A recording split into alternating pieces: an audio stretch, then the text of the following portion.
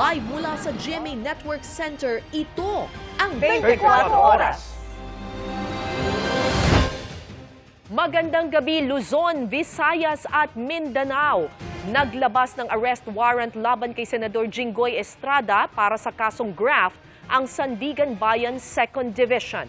Kaugnay yan ang pagtanggap umano ni Estrada na mahigit 500 milyong pisong kickback mula sa mga proyekto ng Department of Public Works and Highways.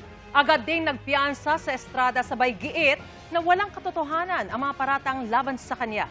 Nakatutok si Joseph Morong live mula sa Sandigan Bayan. Joseph?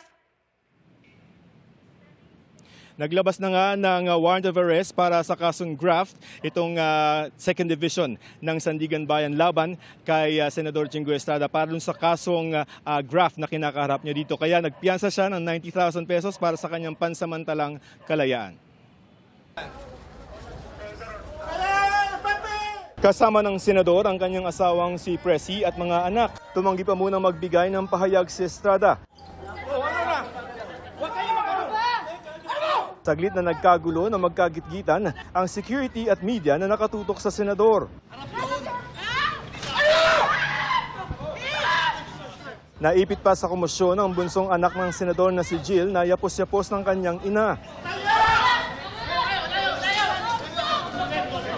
Pumunta sa korte si Estrada para dito na siya iproseso. Dito na rin siya kinuna ng kanyang mga fingerprint ng tauhan ng PNP-CIDG.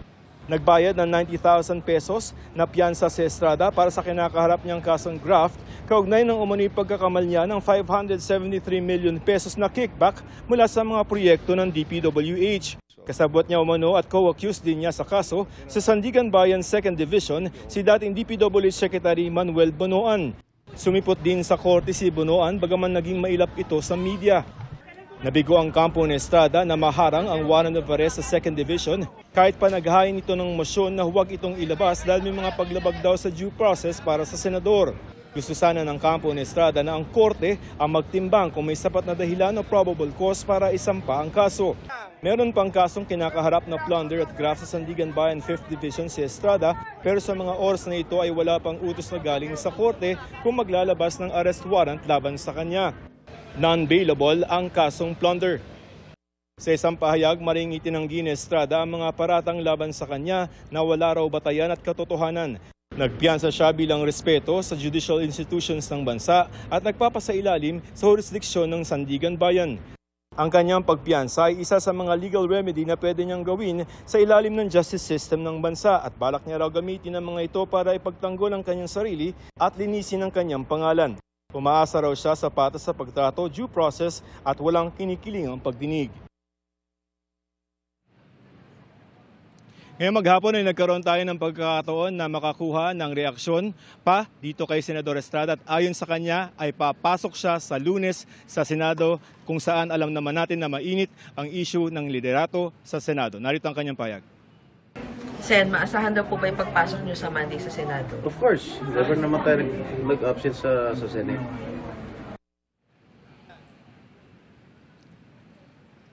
Ngayon, Maris, ay walang naging desisyon ang 5th Division naman ng Sandigan Bayan na may hawak ng plunder na non-bailable at graft. Kaya sa araw na ito ay walang lumabas na arrest warrant. Hindi natin alam kung darating yan sa susunod na Lunes. Maris. Maraming salamat, Joseph Morong. Inakusahan ni Senate President Alan Peter Cayetano ang Malacanang ng pananakot sa mga kasamahan niyang senador matapos nilang makuha ang mayorya sa Senado. Sabi ni Cayetano, kasama raw sa pag-pressure sa kanila ang pagsasampa ng kaso. Nakatutok si Sandra Aguinaldo. Tila may halong banta ang mga salita ni Senate President Alan Peter Cayetano laban sa Malacanang. Sa isang Facebook Live, sinabi niyang tinakot umano ang ilan sa majority senators, kabilang na ang pagsasampa ng kaso. Ngayon lang daw kasi nangyari na ang mayorya sa Senado ay hindi sunod-sunuran sa Malacanang. Wala kaming problema na sa korte patunayan kung sila ay guilty o hindi. Ang problema po namin yung gagamitin yung threat na pag lumipat ka dito, wala ka ng kaso. Pag diyan ka, tutuluyan ka namin. Kanina lang, nagpiyansa si Senador Jinggoy Estrada sa Sandigan Bayan para sa kasong graft at may nakaumang pang warrant of arrest para naman sa kasong plunder. Sabi ng ombudsman, sunod daw na sasampahan ng kaso si Senador Joel Villanueva. Habang nahaharap naman sa reklamong plunder sina Senador Rodante Marcoleta at Cheese Escudero. Nasabi tuloy ni Majority Senator Amy Marcos na political persecution umano ang nangyayari. Sabi naman ni Cayetano, posible raw maglabas ang kanyang mga kasama sa mayorya ng ebidensya ng pananakot sa kanila. In the next few days, option po ng ibang mga senador yon maglabas ng ebidensya sa mga pananakot na ginawa para hindi namin mabuo yung independent na senado. Hiningan pa namin ng reaksyon dito si Pangulong Bongbong Marcos. Pero itinanggi niya ang sinabi ni Senador Marcoleta na nitong mga nagdaang taon, ang Senate presidency raw ni Cayetano ang kauna-unahang walang basbas ng Malacanang. Ang sabi ni Marcos, out of this world ang ganung pahayag. Malacanang doesn't give a rubber stamp to the Senate president. The Senate president is decided by the senators themselves. Is he implying that I somehow choose the Senate president? I think you ask any senator, ask me as a former senator, I will laugh in your face because that's simply not true. Utusan mo yung senador na ito yung buboto mo.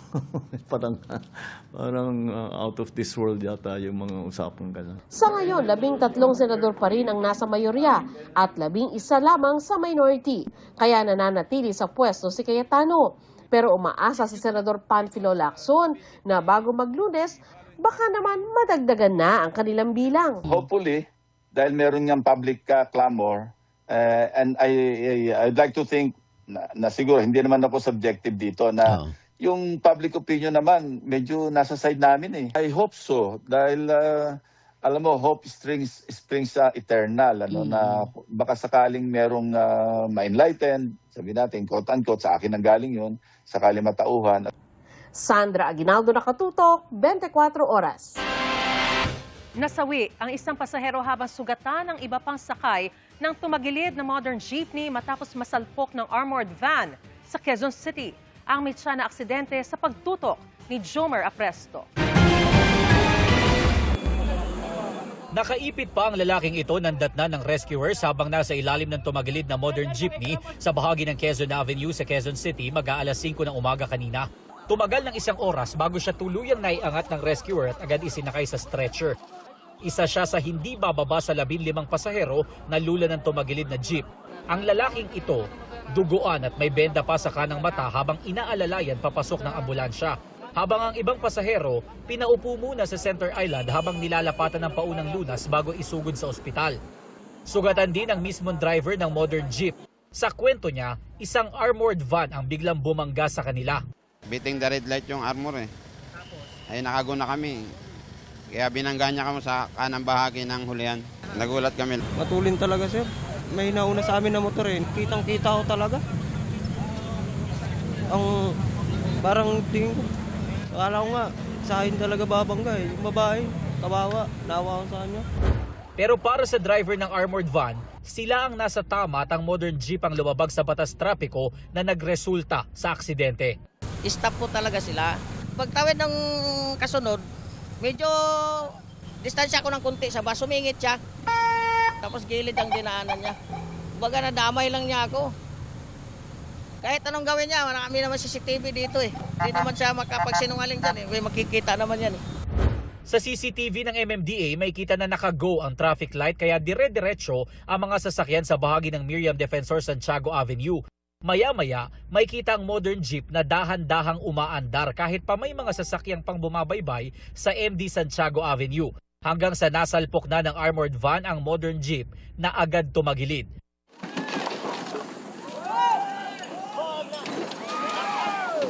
Pasado alas 6 na ng umaga nang dumating ang heavy equipment ng MMDA na humila para maitayo ang modern jeep at tuluyang maialis sa kalsada ilang minuto bago mag alas 7 ng umaga. Patuloy pa na kumakalap ng iba pang anggulo ng CCTV ang pulisya para malaman kung sino ang totoong nagkamali na nagresulta sa aksidente. Jomer Apresto, Nakatutok, 24 Oras. Tahasang binatikos ni Pangulong Bongbong Marcos ang Senado at ang mga nangyayari dito, kabilang ang barilan noong May 13 na tinawag niyang peke. Sinabi niya yan sa isang press conference matapos ang kanyang state visit sa Japan. Nakatutok si Ivan Mayrina. Mula sa nangyaring kaguluhan sa Senado noong May 13, some of you I've known for 20 years, 10 years, and I didn't even hear any of you say, kamusta na kayo dyan? Paano natin pag-uusapan yung ibang... And for the record, Mr. President, I still have the floor. Hanggang sa mainit at emosyonal na pagtatalo at sagutan sa plenaryo. My question is, why are we in so hurry? At pinakahuli, ang pag-walkout ng minority senators mula sa sesyon. Sa mga nakita ni Pangulong Marcos, sinabi niyang lubha na raw nakakabahala ang mga pangyayari sa Senado. I watched with horror that this is the Senate, that the Senate has become this. Paano nangyari? Yung Senado hindi na kagaya nung panahon natin. Dahil personalan na eh. Naging personal, ang babaw na ng usapan. Iba na raw ang Senado kumpara nung nanungkulan siyang senador taong 2010 hanggang 2016. Ang nangyaring putukan sa Senado, tinawag pa ng Pangulo na peke. Narating pa tayo sa putukan, tapos fake pala yung putukan, tapos hindi ko maintindihan. Ang insidente ng barilan ayon sa PNP-CIDG, konektado raw sa pagtakas si Senador Bato de la Rosa mula sa arrest warrant na isisilbi sa kanya mula sa International Criminal Court. 2 incidents po yon. Yes. They're related. But the investigation is already with the Department of Justice. Hindi pa makapaniwala si Pangulong Marcos na ang mismo Senado pa ang nagkanlong kay De La Rosa. The Senate is now sheltering fugitives from justice. How did that happen? I don't understand how a Senate is supposed to function if those are the kind of things that the Senate is embroiled in. I hope they figure it out soon. I really do. Tutol din ang Pangulo sa panukala ng mayorya sa Senado na payagan sa panahong ito ang teleconferencing ng makadalawang mga senador sa mga sesyon kahit wala mismo sa session hall. Napigil lamang ng minorya ang pagtalakay sa panukala nang mag-walkout sila at nawala ng quorum. Sabi ng Pangulo, si Senador De La Rosa lamang ang makikinabang dito. I do not see any particularly good reason for us to allow it now. It seems to only be applicable to Senator Bato para makaboto si Senator Bato dahil nagtatago siya. Now, for someone who is actually a fugitive from justice, na hinahanap ng pulis, na hinahanap ng Interpol, at may arrest warrant galing sa ICC, palagay ko, hindi siya dapat magbumoto hanggat dumating siya dun sa Senado. Hinihingan namin ng reaksyon si Senate President Alan Peter Cayetano at iba pa mga senador sa mga sinabi ng Pangulo. Sinagot din ng Pangulo ang aligasyong iniisa-isa raw ng administrasyon ang mga miyembro ng bagong mayorya sa Senado sa magkakasunod na pagsasampa ng mga reklamo at kaso. Hindi ko alam kung paano napunta na sinasabi na yung majority ngayon ang tinatarget. Dahil kung tutusin ninyo, hindi sila majority noon. So, that does not apply. It was because of the allegations that were made and the investigations that were conducted upon learning of those allegations against kung sino man, kung saan pinagbabasihan lahat itong mga ito, ay doon sa testimonya sa Blue Ribbon Committee. Doon naman lumabas lahat ito. Nang una namang tanungin sa sinabi ng kapatid na si Senador Amy Marcos na gusto raw ng Pangulo na hindi matuloy ang 2028 elections para mapalawig ang kanilang termino at makapagpasa ng charter change, tila inismeran lang ito ng Pangulo. Ngayon, payo niya sa kapatid, sibakin ang staff na nagbigay sa kanya ng impormasyong yan dahil fake news daw yun.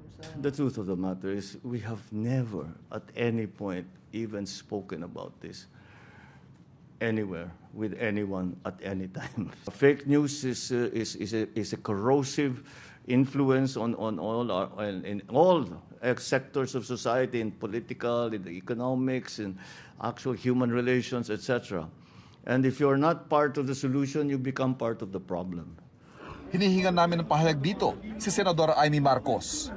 At kung sino man daw ang nagpapainit sa politika, yun ay yung may mga pansariling interes. Sila lamang ang pwedeng magbaba ng gulo na nangyayari.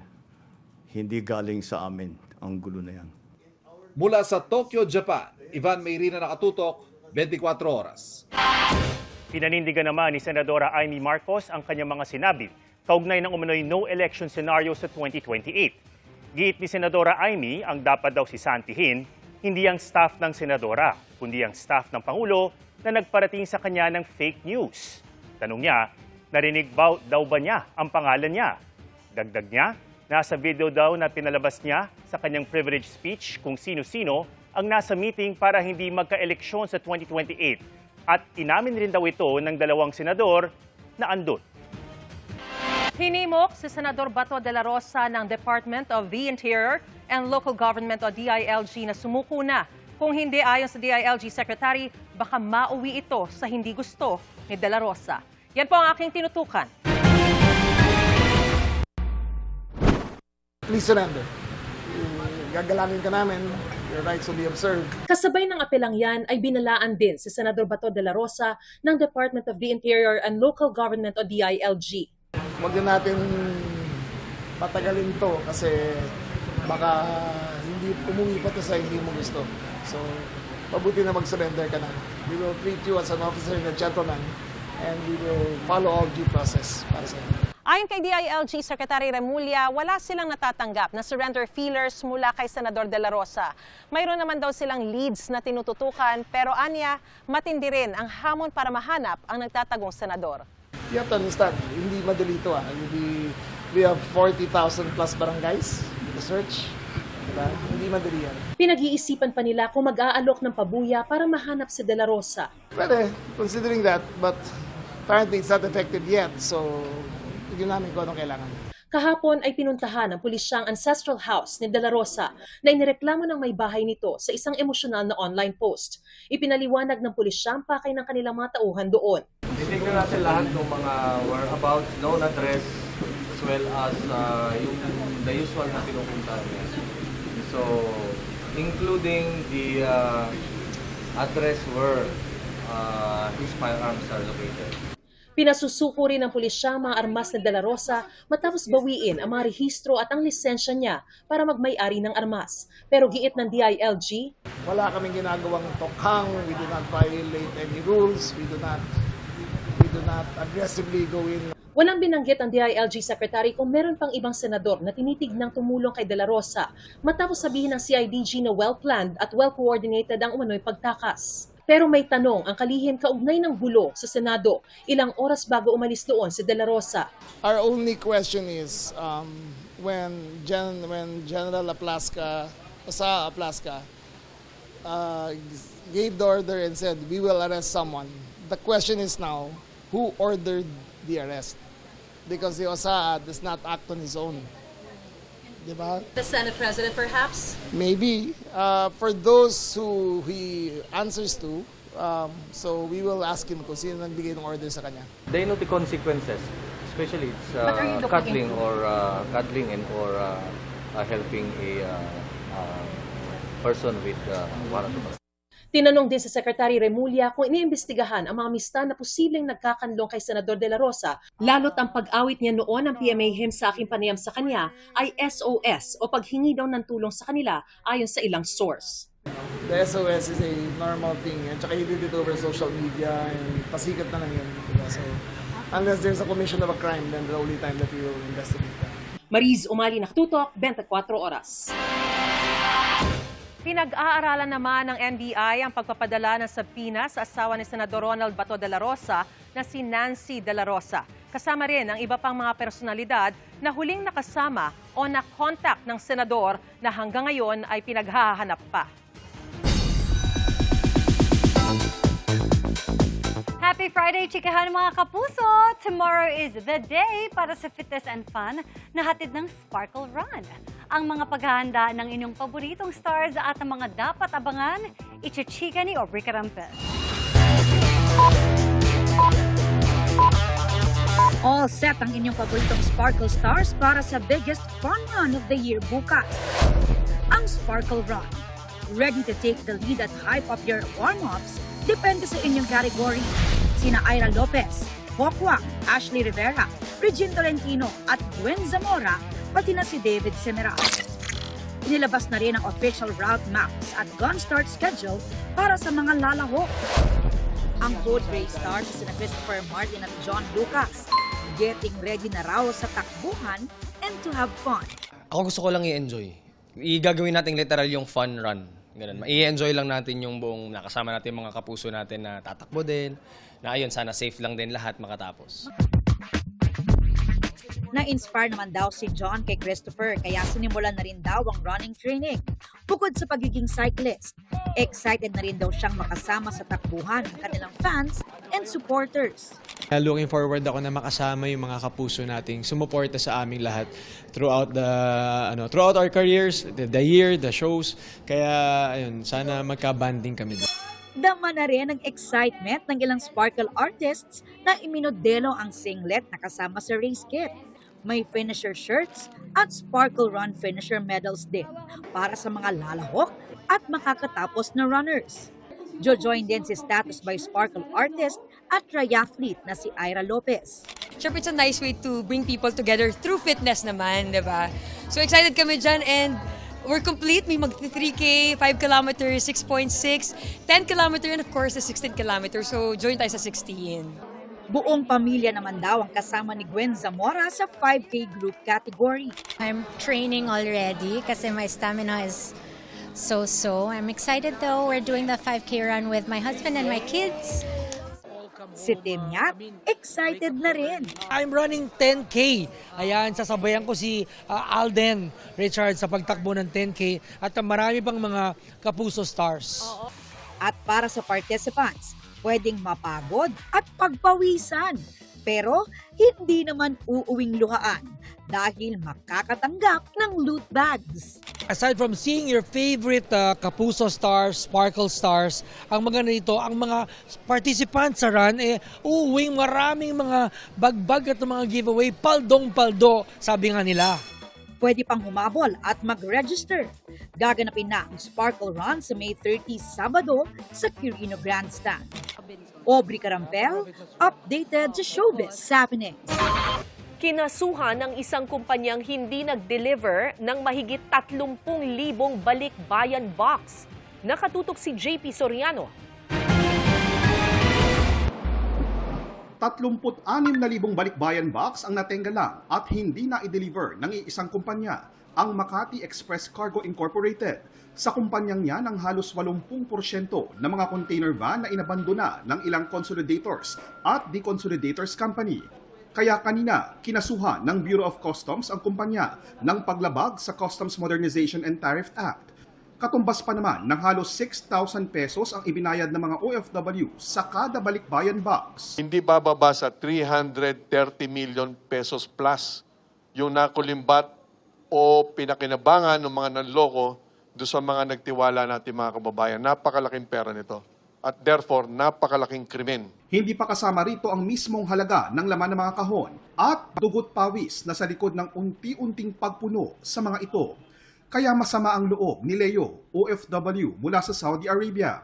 Di bababa sa 10 balikbayan box na puno ng mga naipundar niyang gamit sa Saudi at pasalubong sa pamilya ang hindi pa nila nakikita. Padala ko ng bagahe ko last October 2025 and until now is wala pa. Napaluhari ng OFW na si Leandro dahil 9 na buwan nang hindi na di-deliver ang mga ipinadala niyang balikbayan boxes. Hindi po yung basta pagkain, damit, o mga sapatos.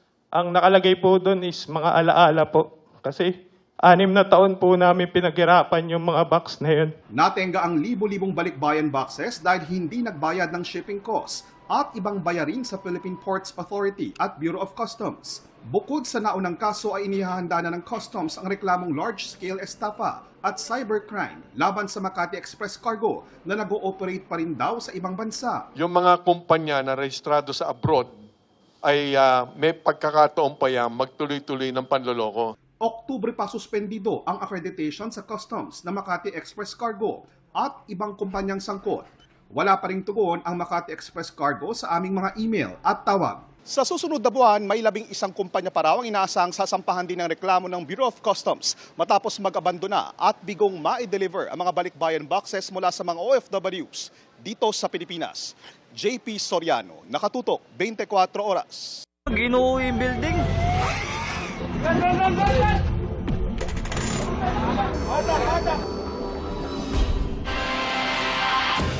Anim na ang kumpirmadong nasawi mula sa gumuhong gusali sa Angeles, Pampanga. At ang pinakahuling na-recover na bangkay, tatay ng isa pang namatay sa trahedya. Nakatutok si Oscar Oida.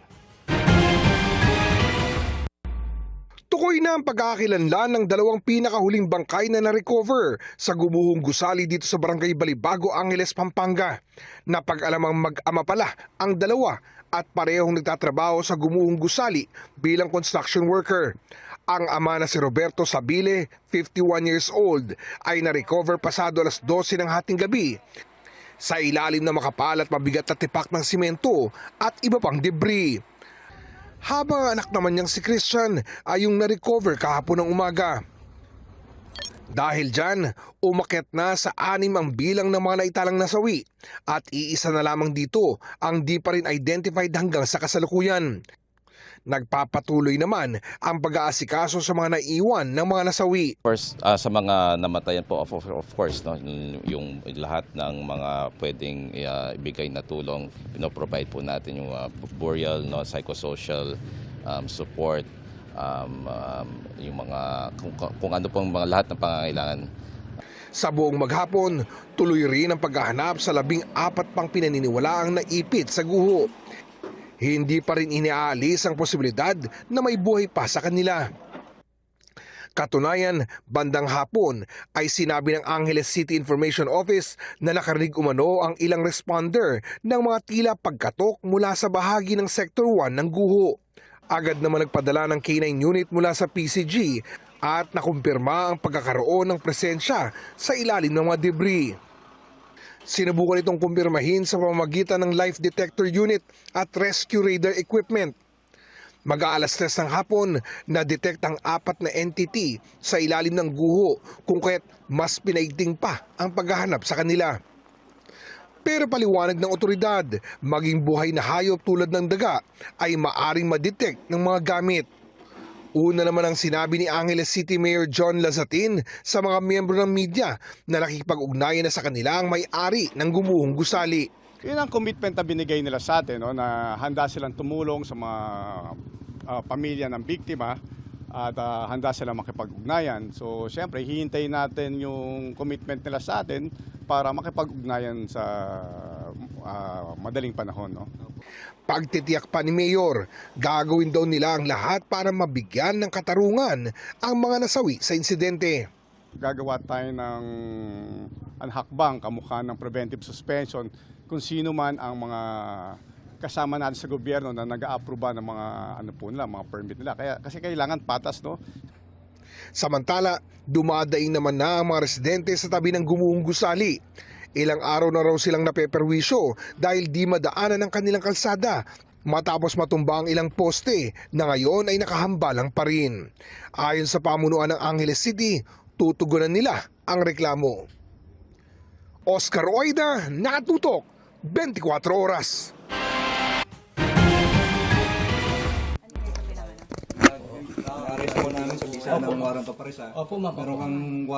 Sa kanyang condo unit sa Novaliches, Quezon City, na-corner ang lalaking ito na ginagamit ang katauhan ng iba't ibang opisyal ng gobyerno para mangolekta ng kontribusyon.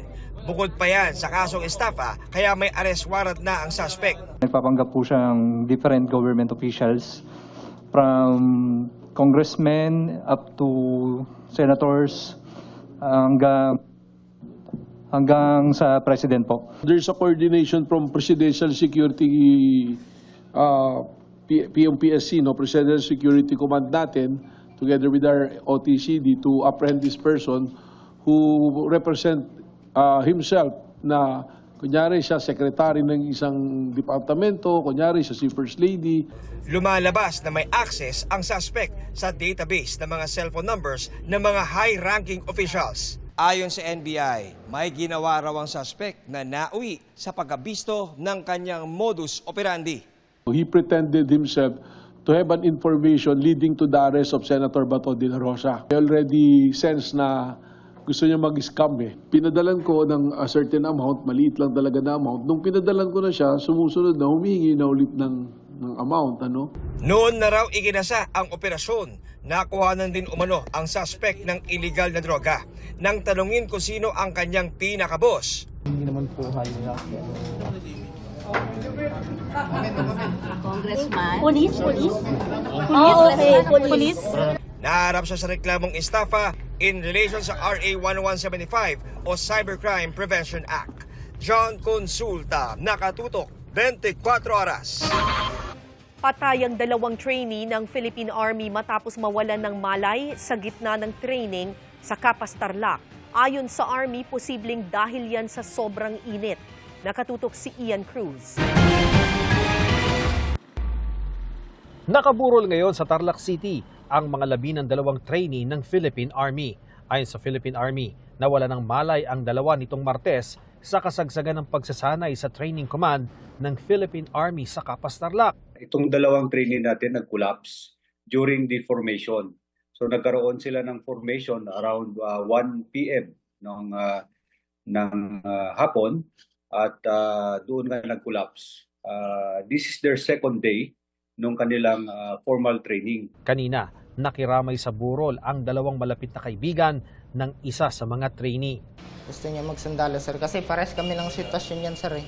Gusto rin namin alam mo na, sir, kaawin sa hirapan and then mataguyod yung pamilya, sir.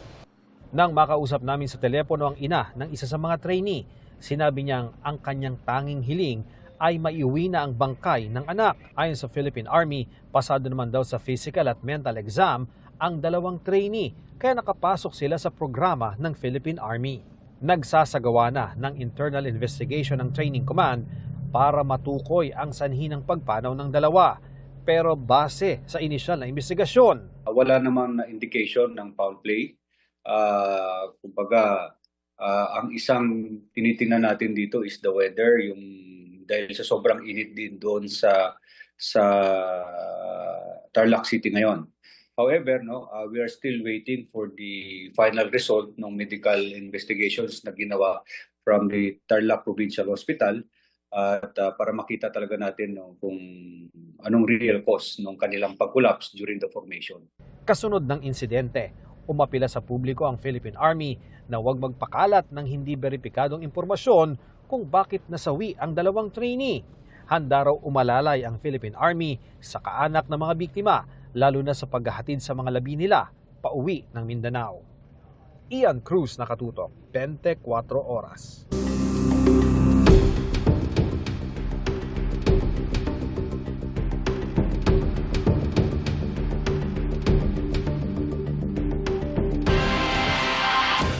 Pabubuksan ng House Prosecution Panel ang mga bank account ni Vice President Sara Duterte at asawang si Attorney Mans Carpio sa impeachment trial kaugnay ng pagtalakay ng kanilang hindi umano maipaliwanag na yaman. Nakatutok si Tina Panganiban Perez. Para maungkat ang umano'y di na ipapaliwanag na yaman ni Vice President Sara Duterte sa kanyang impeachment trial, ipapasabpina ng House Prosecution Panel ang bank accounts ng bise at kanyang asawang si Attorney Mans Carpio. Meron po kami listahan ng mga bangko at account numbers po ng ating pong pangalang Pangulo at ng kanyang pong asawa.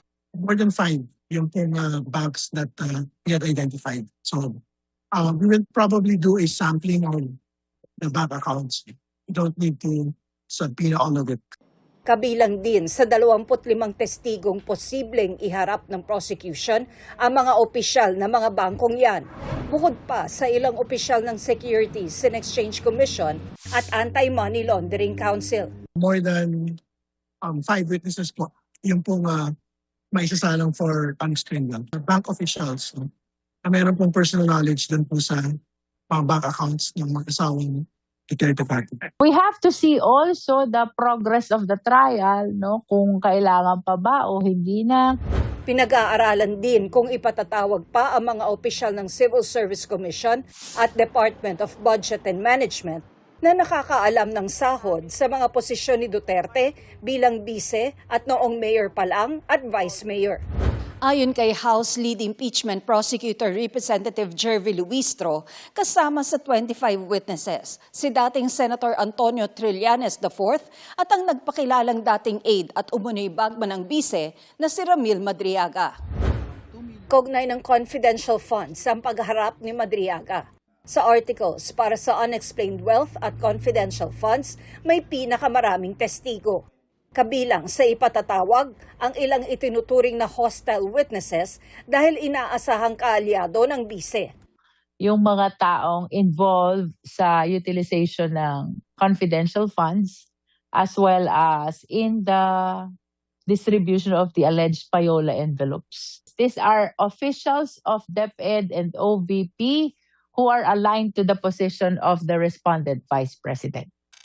Nagbago rin ang lead prosecutor sa ilang articles matapos bitawan ni Luistro ang pagiging lead para sa articles sa umunoy maling paggamit ng confidential funds. Nagwo-workshop na ang prosecutors bukod sa mock trials. Iginiit din nilang dapat ay pisikal na nasa paglilitis ang mga senator judge imbis na mag-teleconference lang. They need to see the demeanor of all these witnesses for them to decide whether the witnesses are telling the truth or otherwise. They should be present during the casting of vote because that is a constitutional duty to the sovereign Filipino people. Tina Panganiban Perez, nakatutok, 24 oras. Pumasok na sa Philippine Area of Responsibility ang bagyong Domeng kahit nasa gitna pa tayo ng tag-init. Pero bago pa yan ay inulan at binahana ang ilang lugar. Nakatutok si Rafi Tima. Tinulungan lang ilang motorsiklo para maitawid sa kalsadang ito sa Cagayan de Oro. Putikan yan dahil sa gumuhong lupa at naharangan pa ng ilang halaman at punong kahoy. Binaha pa ang ilang bahagi nito. Sa bukid na bahin, dili lang din sa ubos, halos every afternoon, ulan-ulan din na. So siguro, usan ni naka-trigger no, kaning area, manggod pod, as per sa atong city engineer nga si Engineer Mumungan, nakasinatin na po ning pag-landslide. So medyo na movement po dani before. So mo yung taboro no? Malalawa naman ang mga binahang taniman sa Bagumbayan, Sultan Kudarat. Binaha rin ang ilang kalsada at ilang bahay. Sa Maguindanao del Sur, 18,000 ang binaha dahil sa tuloy-tuloy na pag-uulan. Nalubog din ang ilang sakahan. Sa Santo Niño, South Cotabato naman, nasira ang isang dike ng malakas na agos ng Ala River kasunod ng malalakas na ulan. Inaayos na ang dike ng DPWH SOC Sargent. Ayon sa Pag-asa, trough o extension ng bagyong Domeng at southwesterly wind flow ang nagpapaulan sa Mindanao. Pasado hating gabi kanina pumasok ang bagyong Domeng sa Philippine Area of Responsibility. Sa ngayon ay isa itong tropical storm na hindi inaasahang tatama sa lupa. Pero inaasahang lalakas ito bukas habang lumalayo sa bansa patungong Okinawa, Japan. Bago siya lumabas ng PAR, ay typhoon category po yung expect natin na intensity niya. So once na ma-reach yung typhoon category, mas magiging dominant po siya na system. So lalo niya matitrigger yung southwesterly wind flow at in effect po, ay ma-establish na rin natin yung southwest monsoon. Kung sa Mindanao ay trough na ang nagpapaulan, sa Luzon ay mga localized storm ang dahilan. May mga instances din po ng mga thunderstorms na medyo nag-heavy to intense. Pero yun nga, hindi siya sustained. Kahit may bagyo, huwag magtaka kung mainit at malinsangan pa rin sa maraming lugar. Normally, nakukuha natin yung mga pinakamaiinit na heat index mga ilang linggo bago magsimula yung panahon ng tag-ulan. Yung mga isolated thunderstorms, hindi siya tuloy-tuloy. Pag hindi tuloy-tuloy, sumisingaw yung init. Rafi Tima, nakatutok, 24 oras. 3 sugatan matapos tumagilid ang isang dump truck sa South Luzon Expressway sa Parañaque. Sa lakas ng impact, natanggal ang ilan sa mga gulong ng truck kaya naging pahirapan ang pag-alis nito sa expressway. Sa ulat ng Super Radio DZBB, nawalan umano ng control ang driver ng dump truck. Ayon sa mga otoridad, nagtamo ng sugat sa katawan, paa at kamay ang 3 sakay ng truck. Pasado 10:00 ng umaga na ibalik ang daloy ng trapiko sa SLEX matapos ang clearing operations. Nakabantay sa dagat na nakaharap sa China ang mga barko ng Taiwan, kabilang ang isang malaking Coast Guard ship na may ospital. Pinasilip yan sa unang pagkakataon sa mga Asian journalist, kabilang sa GMA News team na nasa Taiwan. Nakatutok si June Veneracion. Sa Taiwan Strait o yung bahagi ng dagat sa pagitan ng Taiwan at China, isa sa mga humaharap sa barko ng huli, ang vessel number 5002 o Hsinchu. Ito ang isa sa pinakamalaking barko ng Taiwan Coast Guard na sa unang pagkakataon ay pinayagang mapasok ng mga Asian journalist, kabilang kaming mula sa GMA News. Meron itong mga lifeboat, rescue boat at 3 water cannon. And it have two functions. The first is to help the fire extinction. And the second, it can be a way to expel the illegal ship with power. At kung umabot sa puntong may masasaktan sa mga sakay nito, meron itong mga hospital room kung saan pwedeng isagawa ang mga minor at major surgeries. We still have the best equipment. If we're going to perform a big surgery, we can ask the doctor to come to our patrol cutter, and so we can use more and more. It just depends. Mukha lang itong sauna, pero ang totoo, ito ay rewarming room. Rewarming room ng Coast Guard Vessel 5002. Dito dinadala yung mga tauhan ng barko kung sakaling magkaroon ng aksidente, kung sakaling malaglag sila sa dagat at magkaroon sila ng hypothermia, dito dinadala ito. Ang CG5002 ay may haba na 126 meters. Mas mahaba kumpara sa pinakamalaking barko ng Philippine Coast Guard, ang 97-meter BRP Teresa Magbanwa. Pero mas mahaba pa rin ang pinakamalaking barko ng China Coast Guard na 165 meters ang haba. Isa ito sa mga indikasyon kung gaano kalaking hamon ang kinakaharap ng Taiwan at Pilipinas sa harap ng Chinese aggression. Pero sabi ng Taiwan, dito papasok ang kahalagahan ng kooperasyon ng maliliit na bansa laban sa higante gaya ng China. Taiwan believes the regional stability must be built not only through deterrence, but also through practical cooperation and shared resilience. Mula Taipei, Taiwan, June Veneracion, Nakatutok, 24 Oras. Malabig comeback para kina Pepita Manaloto stars Michael V at Manilyn Reyes ang kani-kanilang solar projects. Muli kasing ipinakilala ng dalawa sa bagong henerasyon, si DJ Boombay, na ginampanan ni Michael at ang Maladats Entertainment Experience sa Born to Shine na pinagbibidahan ni Manilyn. Makichika kay Athena Imperial.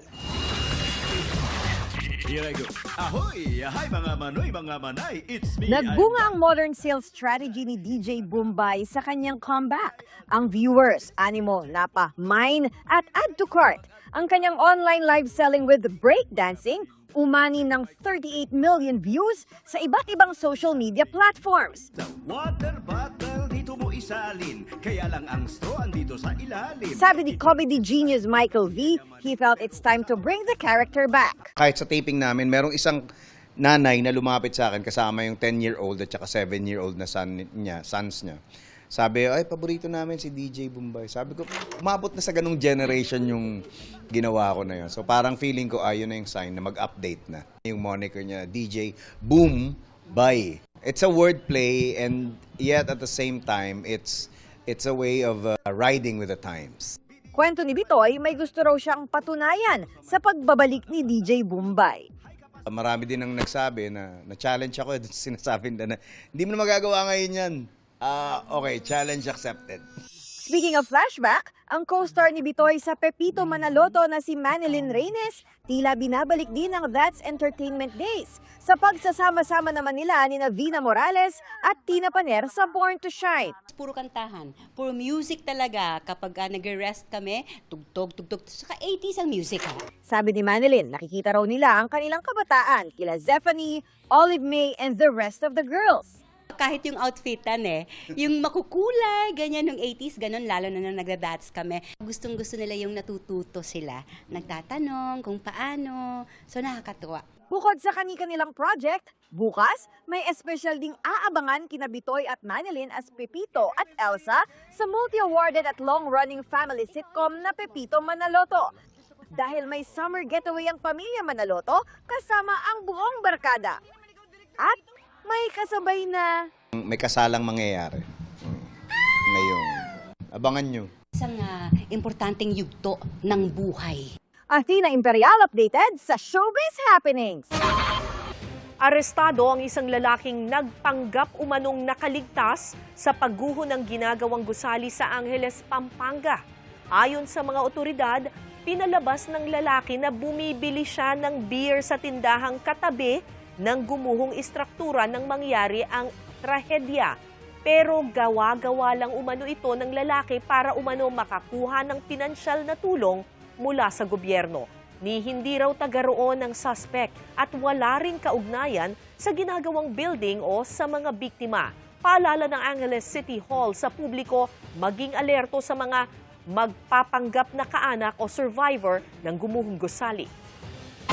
Nakapagpiyansa man sa kasong graft, naharap naman sa hiwalay na kasong plunder si Senator Jinggoy Estrada na walang piyansa, kaugnay pa rin ng pag-kickback umano sa ilang DPWH projects. Ikatlong plunder na yan laban sa kanya, kasunod ng pagkakasangkot noon sa Huweteng Payola at pork barrel scam. Ang mga naging hatol sa mga yan, balikan sa pagtutok ni Joseph Moro. Sigurado ka. Safe ka na. Yan ang biro ni Noy Senate Blue Ribbon Committee Chairman Rodante Marcoleta kay Senador Jinggoy Estrada sa investigasyon noon ng Senado sa flood control scandal. Pero 8 buwan makalipas niyan, si Estrada naharap na ngayon sa kasong plunder at graft sa Sandigan Bayan na inihain ng ombudsman kasunod ng akusasyon tumanggap siya na mahigit kalahating bilyong pisong kickbacks mula sa iba't ibang infrastructure projects ng Department of Public Works and Highways o DPWH. Ang umano'y pangulimbat idinaan umano sa mga insertions sa budget at paglalagay ng alokasyon, bagay na naon ng itinanggi ng senador. Ang kasong plunder, ikatlong beses ng kakaharapin ni Senador Estrada. Kaya sabi ni DILG Secretary John V. Cremulya, either way, I think most probably surrender. Surrender yan. At after the third time, this is the third time, nasanay na naman siya sa kung anong gagawin niya. Noong 2001, nakulong na rin si Estrada nung mayor pa siya ng San Juan dahil sa kasong plunder, kaugnay ng pagtanggap at pagkolekta umano niya ng kanyang amang si dating Pangulong Joseph Estrada at iba pa ng mahigit kalahating bilyong pisong Huweteng Payola. Pinayagang magpiyansa ng Sandigan Bayan si Jinggoy noong 2003 at noong 2007, pinawalang sala siya ng Sandigan Bayan. Nakaraan ng mahigit 3 oras sa Taong 2014 naman ang muling maharap siya sa kasong plunder at graft kaugnay naman sa pork barrel scam. Nakipagkontrabahan umano si Estrada at kanyang mga co-accused para makakuha ng 183 million pesos na kickback mula sa kanyang Priority Development Assistance Fund o PDAF papunta sa mga NGO ni Janet Napoles na napatunayang mga peke. Pero nito lamang 2024, not guilty ang hatol ng korte sa kasong plunder laban sa senador. Ayon kasi sa desisyon ng Sandigan Bayan, hindi daw napatunayang beyond reasonable doubt ang conspiracy sa pagitan ni Estrada at Napoles. Ang karanasan sa mga dating kasong kinakaharap na na ring tinukoy ni Estrada ng kanyang itanggi ang aligasyong kumubra siya ng kickback sa flood control projects. I am, again, an easy target. Kahit sino pwedeng sabihin nilang pangalan. Pag sinabi mo ba, si Senator Hontiveros humihingi ng 30%, maniniwala ba tao? Hindi. Pag ako, si Senator Estrada humihingi ng 30%, maniniwala ba tao? Yes. Dahil I have my past. Meron akong mga nakaraan na issues. Kaya I am very vulnerable to all these attacks. And I deny vehemently na merong hinihingi akong porsyento sa mga proyekto. Ngayong naharap na muli sa kasong plunder, sabi ni Estrada, well, if this is the price that I have to pay for standing on my principles and what I believe in, so be it. Ulitin ka pa sa tingin mo, sir. Your guess is as good as Joseph Morong, Nakatutok, 24 Oras. Sinampahan ng reklamong obstruction of justice ang abogado ng negosyanteng si Atong Ang sa Department of Justice o DOJ. Inihain niya ng ilang kaanak ng ilang nawawalang sabongero. Aligasyon nila, sinusuhulan at binibigyan umano ng abogado ng allowance ang iba pang kaanak ng mga nawawala para umano hindi sila dumalo sa mga pagdinig kaugnay sa kaso. Nauna nang sinabi ng ibang kaanak na hindi sila nagpapaareglo. Pinabulaanan din nilang hindi sila dumadalo sa mga pagdinig at nakatatanggap ng buwanang pera mula sa kampo ni Ang. Sinusubukan pa namin kunin ang panig ng abogado ni Ang. Hustisya, nabigyan lang kayo ng konting pera, pinagpalit nyo na yung kamag-anak nyo. Ako masasabi ko sa kanila, multuhin sana sila ng mga kamag-anak nila. Sana pinag-isipan nila bago sila gumawa ng desisyon. Kasi unang-una magkakasama kami. Parang nakakasama din po ng loob. Nasa loob na ng Philippine Area of Responsibility ang ika-4 na bagyo ngayong taon. Ang bagyong Doming na posibleng lumakas pa sa weekend. Huling namataan ang sentro ng Tropical Storm Doming sa layong 1,120 kilometers silangan ng Central Luzon.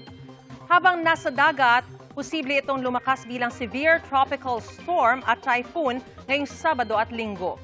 Mababa pa rin ang tsansa nitong maglandfall hanggang sa makalabas ng PAR sa Lunes.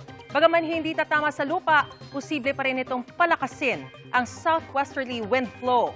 Yan at ang trough o bahagi ng mga kaulapan ng bagyong Doming ang magpapaulan sa ilang bahagi ng bansa sa weekend. Base sa datos ng Metro Weather, mataas po ang tsansa ng ulan bukas lalo na sa hapon at gabi. Kasama sa makararanas niyan ang Northern at Central Luzon. Ilang bahagi ng Calabarzon, Bicol Region, Mimaropa, malaking bahagi ng Visayas at ng Mindanao. Halos ganito rin ang panahon pagsapit ng Linggo. May matitinding buhos ng ulan na pwedeng magpabaha o magdulot ng landslide. Sa Metro Manila, may tsansa rin ng ulan sa weekend kaya maging alerto at mag-monitor ng advisories ng Pag-asa. Iginiit ni dating Congressman Mike Defensor na wala siyang hininging kapalit sa pagbibigay niya ng pera kay Senador Dante Marcoleta noong 2025 kaya hindi raw ito maituturing na plunder. Kasama si Defensor at 2 iba pa sa reklamong plunder at indirect bribery na isinampalaban kay Marcoleta sa Ombudsman dahil sa tinanggap niya umanong 75 million pesos noong 2025. Giit ni Defensor, ang pera ay donasyon para sa election campaign noon ni Marcoleta. Yun yung campaign donation na dinispis na ng COMELEC. Ang plunder, kailangan pondo ng gobyerno ninakaw natin. O kung di kaya, yung case ni Herap, may binigay na pera. Pagkatapos may kapalit. Eh wala namang kapalit. Wala namang hiningi. Off to France sa susunod na linggo si Gabby Garcia na plano raw manood ng French Open at mag-me time na rin. Sinabi niya yan sa isang event kung saan kasama niya rin ang ilan sa mga bida ng The Secrets of Hotel 88. Makichika kay Athena Imperial. Kung dati-rati for vacation, o kaya fashion week, o concerts. This time, para naman daw sa French Open ang trip to France next week ni Gabby Garcia. Hopefully, makanood ako ng mga favorite ko mga tennis players, makita ko sila in person. Ibinahagi yan ni Gabby nang makausap ng GMA News sa isang tech at gadget launch kanina. Bukod sa pananood ng tennis tournament, plano rin daw ni Gabby na maglaan ng oras para sa kanyang sarili. After my work in Paris, I'll be extending for a solo trip naman. So parang gift ko siya sa sarili ko for my late 20s. Kasama ni Gabby sa launch kanina, sina The Secrets of Hotel 88 stars Dustin Yu with Bianca De Vera at si Brent Manalo. Present din doon si Mika Salamanca na excited na para sa kanyang concert. She will be doing something na bihira niya raw gawin. Mag-dance ako tomorrow and yun, mga kanta ko talaga maririnig nila ng live. Kasi, tsaka meron din akong special guest. Expected din ang pagdating ng PBB batchmates niya para magpakita ng suporta. Feeling ko reunion din tomorrow. Bukod sa concert, tutukan pa rin daw ang mas intense pang mga eksena sa The Secrets of Hotel 88. Maraming twist, maraming hindi mo aasahan na mangyayari, na nakakagulat talaga, gano'n. Na even kami, nung tsaka nung nasa-scene kami, habang tinitake namin nung dati, naalala ko, habang tinitake namin to, umiiyak talaga kami. Yun lang sasabihin ko. Athena Imperial, updated sa Showbiz Happenings. Dahil malapit na ang pasukan, dinaragsan na ang Divisoria sa Maynila para sa mga mura nitong school supply, maramihan man o tingi-tingi. Nakatutok si Mark Salazar. Kahit tingi-tingi lang ang bibilhing school supplies, ididivisorya pa rin ng mga naghihigpit ng sinturon. Dito kasi wholesale price na nga, natatawaran pa. Halimbawa, ang notebook dito, 160 pesos per 10 pieces. Mga 30 to 50 pesos itong mas mura sa labas. Konti na lang kasi wala kami pamasahe, pa Mindoro kami. Iuwi niyo po yan sa Mindoro? Opo. Magkano na yan sa Mindoro ba? Nasa mga 16 pa or isa. Taga-Oriental Mindoro pa ha, si Elizabeth. At kahit mabigat sa biyahe, dito na niya binili ang mga biniling school supply ng mga apo niyang nag-aaral. 2 college, 3 high school po, at 1 elementary. Magkano budget niyo lahat doon? Sa opening? Kunti lang muna po, sa sunod na lang magabuli ulit, pag kulang. Dahan-dahan lang? Opo. Hindi po pwede bibiglain kasi kulang sa budget. Ang uniform dito, 180 isang set. 30 to 50 pesos din na mas mura kaysa sa labas. Mas mura din dito mamili ng crayons, lapis at bag. Pwede pang tumawad. Marami namimili lang. Pero kamusta yung presyo ngayon dahil alam mo na? Bumaba naman po. Opo, di na siya mumahal, bumaba. Bumaba na daw po yung gas, kaya bumaba na daw sa school supplies. May mga nagsadyang mamili ng maaga-aga para makamura sa paniniwalang baka magmahal na next week. Ayaw din ng iba sa mall dahil hindi mo masistretch ang budget mo doon. 2,000 lang po. Para silang bata? Siya lang po. Mahal naman.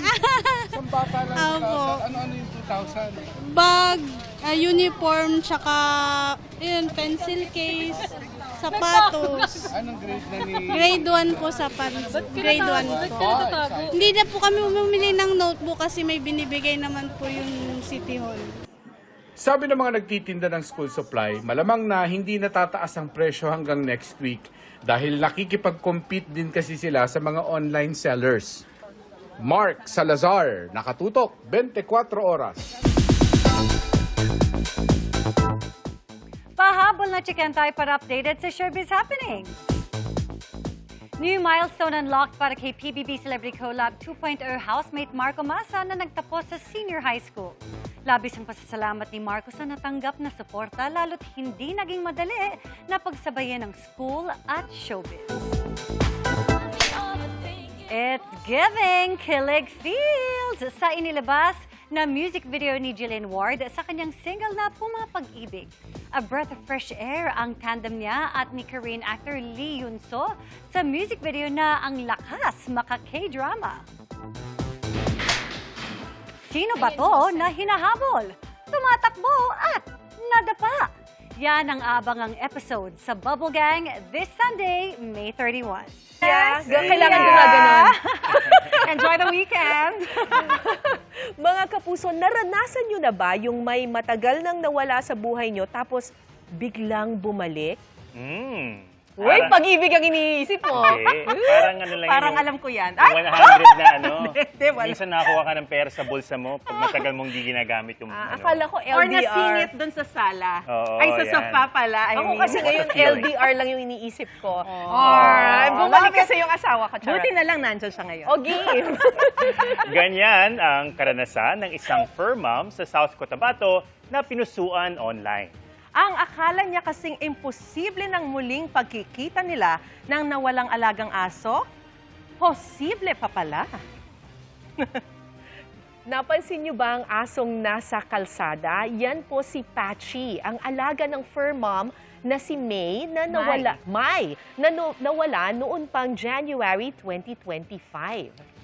At hanggang nitong May 19, nakabalik sa kanilang bahay si Patchy na matyagang naghintay sa labas kahit noong una ay walang kamalay-malay ang kanyang amo na nakauwi na siya.